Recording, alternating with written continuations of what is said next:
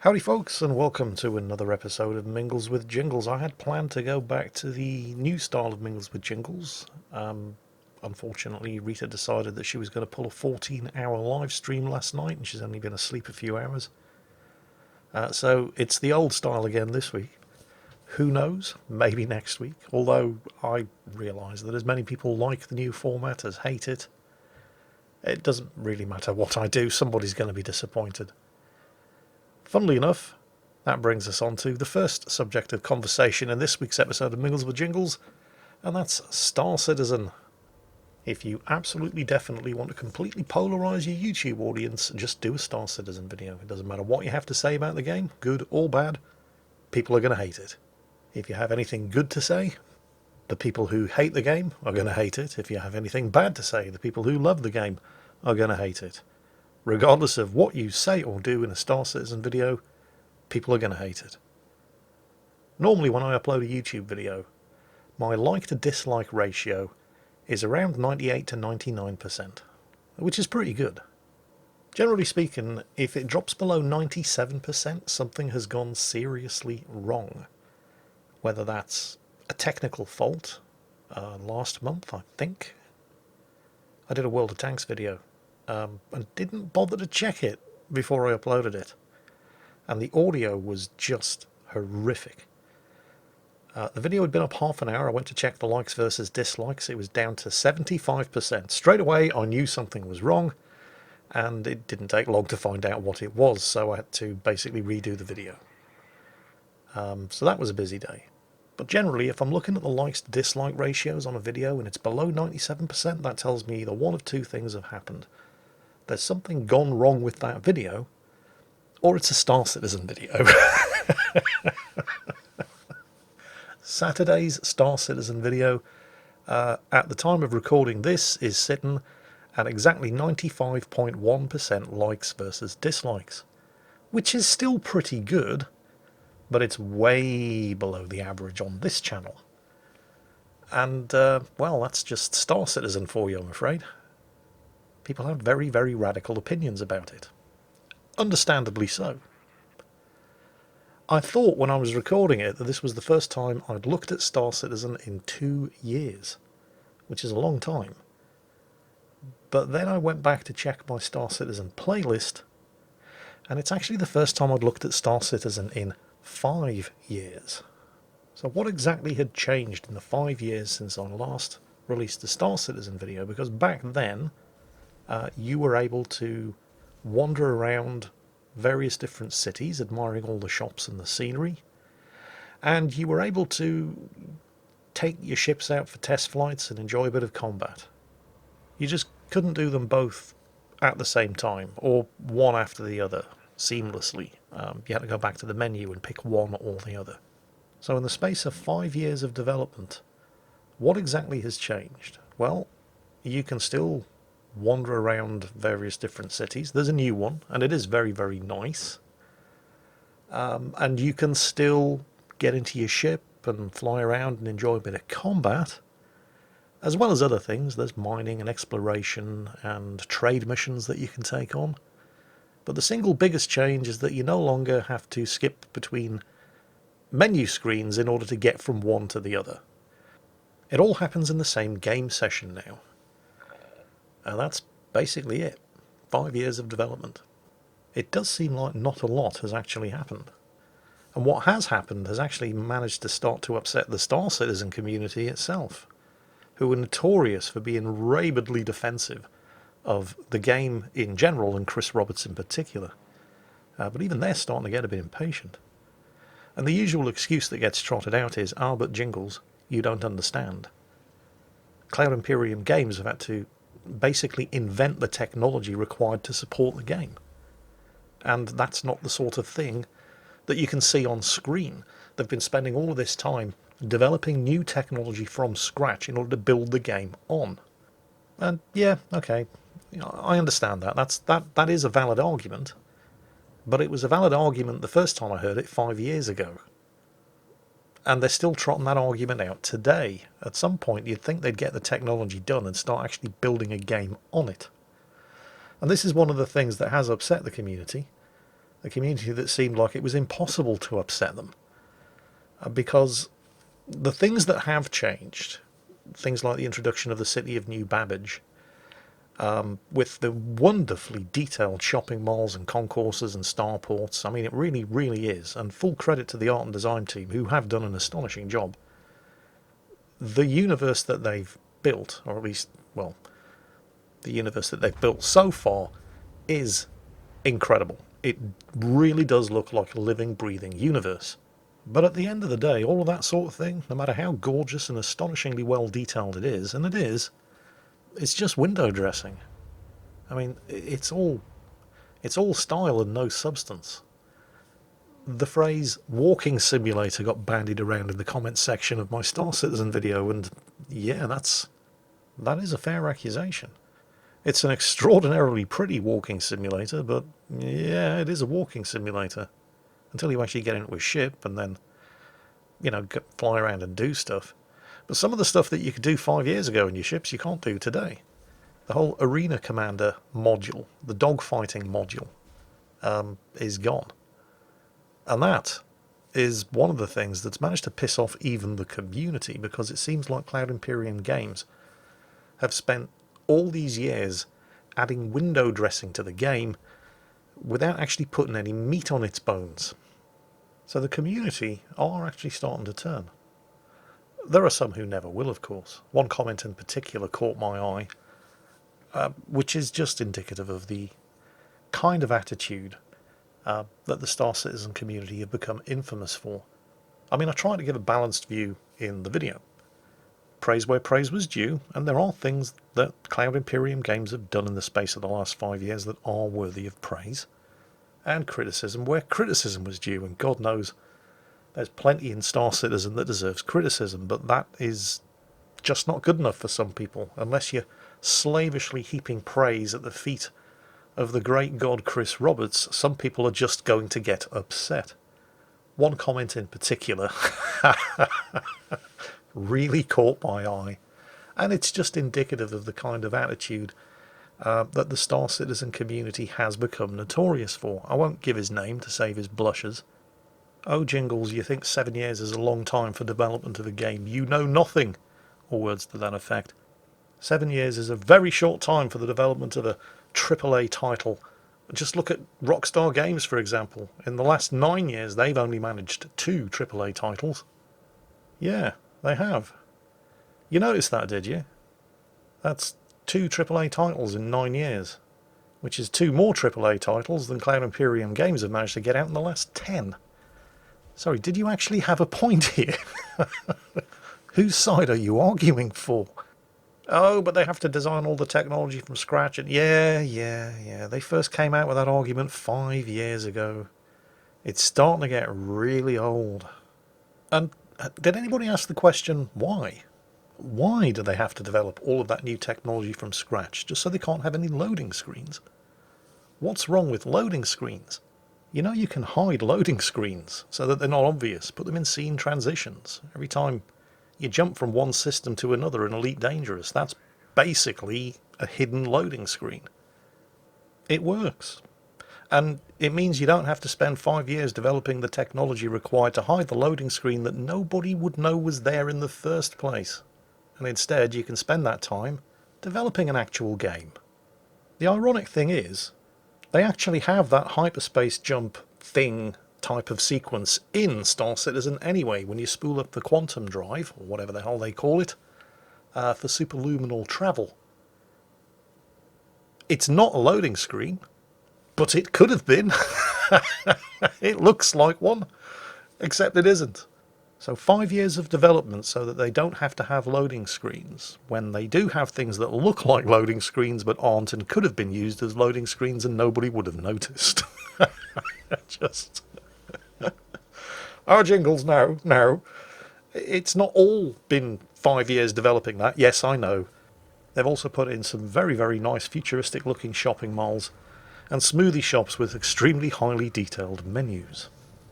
It's this perceived lack of progress and the debatable choice of where to put their priorities on behalf of the developers that are the 2 major causes of discontent with Star Citizen. The problem for Cloud Imperium Games is that, well, this has been going on for so very long now that pretty much everybody who has an opinion on Star Citizen isn't going to change it now. Those opinions are set in stone. And the only thing that's going to shut people up is an actual release of an actual game, whether that's the Persistent Universe or the Squadron 42 single-player story campaign. And even then, it's likely that all that's going to do is give people new things to argue about. You know what this whole thing reminds me of? Have you ever heard of a guy called Derek Smart? And if you've been following the development of Star Citizen, it's likely that you probably have, because he is probably the game's biggest critic, which I find ironic on so many different levels. Because Derek Smart started developing a game that would be released under the title Battlecruiser 3000 AD in the late 1980s, and it was pretty much a one-man project. He spent the best part of 10 years trying to get this thing published, and it was eventually published by, I think it was Take-Two Interactive, in 1996. Battlecruiser 3000 AD was very much a one-man project. It was all Derek Smart's baby, and it was ridiculously ambitious. I mean, if he could deliver what it was that he promised, it would have been the Star Citizen of the 1990s. You commanded a battlecruiser and could basically go anywhere and do anything.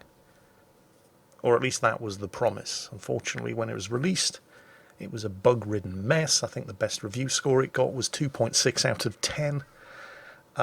It was an absolute bloody nightmare. I remember trying to play it, and it would have been everything that you could ever possibly have wanted out of a space sim if it had just worked. But it didn't. It was horrible. Derek Smart pushed out a whole bunch of patches over the course of the next 2 years, got involved in a lawsuit for breach of contract with Take-Two Interactive, sued them, settled out of court. He's never done anything since other than pontificate online at great length about how he's a misunderstood genius and he was betrayed by his publisher and so on and so on. And if that had been all he'd done, you'd probably never have heard of him unless you'd actually had the misfortune of trying to play Battlecruiser 3000 AD. But the reason we're talking about him today is because even though he hasn't actually worked on a game of his own since 1998, 22 years ago, he has a lot to say about Chris Roberts, Cloud Imperium Games, and Star Citizen. And this is where the ironic part comes in. Because Derek Smart is basically known today for spouting to anybody who will listen about how Chris Roberts and Cloud Imperium Games have bitten off more than they can chew. Star Citizen will never deliver on its promise. It's way beyond the scope of the abilities of the people working on it. This from the guy who pushed out Battlecruiser 3000 AD. I suppose you could say, well, hey, at least he knows what he's talking about. I mean, if there's anybody who is qualified to talk about working on ridiculously overambitious projects that are far beyond the technical abilities of the people involved in them, Derek Smart is the man. Nobody is more qualified in that subject than he is. He even took a pop at Elite Dangerous a year after it was released, in a blog post that was written in 2015. Let me find it, so I can get the quote exactly right. So, a year after Elite Dangerous's release, he said, "Now they're rumoured to be considering adding planetary access and such, though it's anyone's guess what form that will take. From where I'm sitting, and given my experience in chasing that particular whale, I'll believe it when I see it." Hey Derek, look at this. I'm not saying the guy doesn't have some good points, he certainly does, but the problem is that those points kind of get lost underneath his insufferable and overbearing arrogance.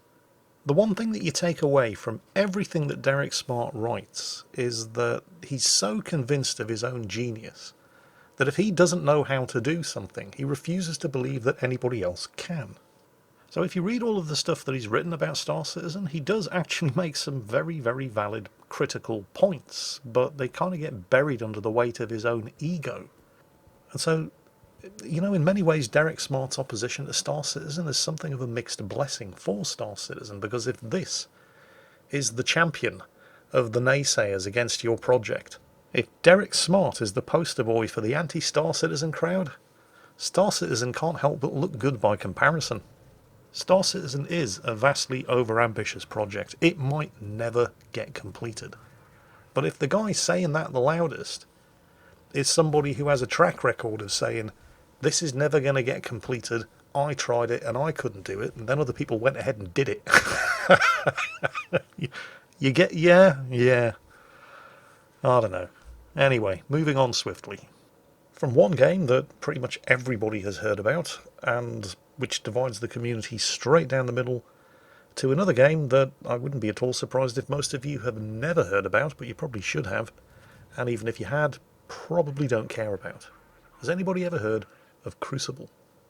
I hadn't, until I checked the news for the week on PC Gamer's website. You probably should have, because it's been developed and paid for by Amazon. Yeah, that Amazon. Crucible was Amazon's free-to-play shooter. It was something of a flop on release, getting a 48% review score from PC Gamer, and about a month after its release, it got pulled and went back into closed beta.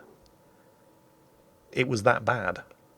Now, normally when this sort of thing happens, although this sort of thing doesn't normally happen, and you could argue that that's the sort of thing that probably should have happened to games like Anthem or Destiny 2, but didn't, but that's an entirely different story. What you'd expect to see would be the game spends a couple of months in further development, possibly longer, and then is re-released with the bugs worked out and some actual content added.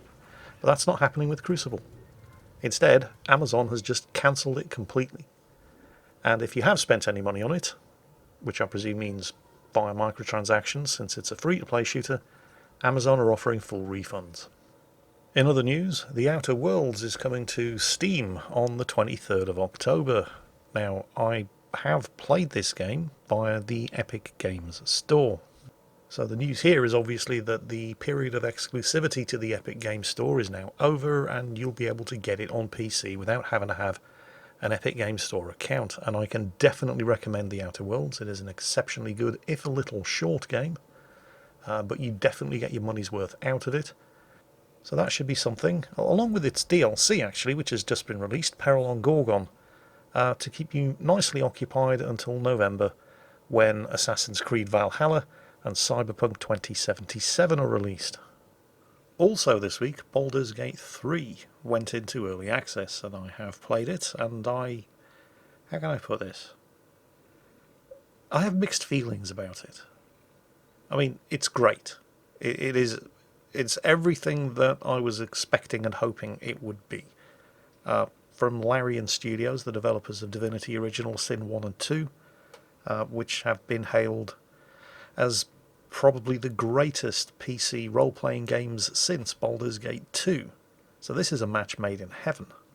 And I have very much enjoyed playing Baldur's Gate 3 Early Access, even though it is brutally difficult. I mean, just ridiculously so. They could definitely, if they want my feedback, tone down the difficulty, the combat difficulty, just a little. Baldur's Gate 3 Early Access has me stabbing that quick save button faster than Fallout 4 did. Right? It's you're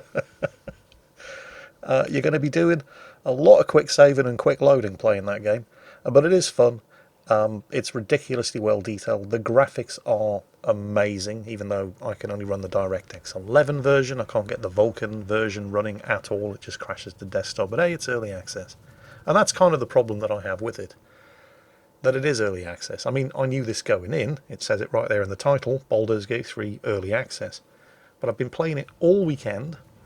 I've sunk a lot of hours into it, and I'm starting to run out of things to do, because it's not complete. The developers, Larian Studios, say that the game's probably still a year away from full release, and most of the game isn't there yet. So I've been running into you can't actually go here, this hasn't been put into the game yet issues. And that's the only real problem I have with it. Actually, funny story about Baldur's Gate 3 and Larian Studios. They've already pushed one update out for the game, with fixes for issues, as well as some graphical bugs that were popping up on the new NVIDIA RTX 3080 cards. And the update actually included this request from Larian to NVIDIA, basically saying, please send us one of your new graphics cards. Quote, Fun story, because the card was so wildly popular we couldn't source any to test with prior to launch. We still don't have one. At this point we're pretty sure you guys made up the RTX 3080. Prove it exists by sending one to us. Yeah, and while you're at it, you can send one to me as well. I'm not proud. I'll take charity. Anyway, that more or less covers it for this week's episode of Mingles with Jingles. By the way, if you can hear any purring going on in the background, I have a very happy fat ginger cat sleeping on my mouse mat.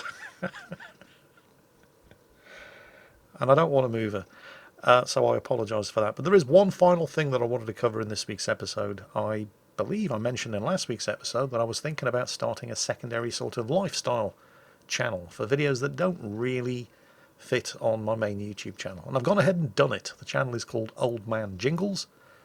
There are only 2 videos on there at the moment. The first one is really bad, but hopefully you'll see an improvement in production quality by the time you get to the second video. And there will be more coming in the future, although it's not going to get updated nearly as often as this channel. So Old Man Jingles, or as people have been starting to call it, Home with the Gnome. I wish I'd thought of that before I registered the channel. But yeah, anyway, that's it. I hope you've all had a great weekend, and you know how this goes by now. As always, take care, stay safe, and I'll catch you next time.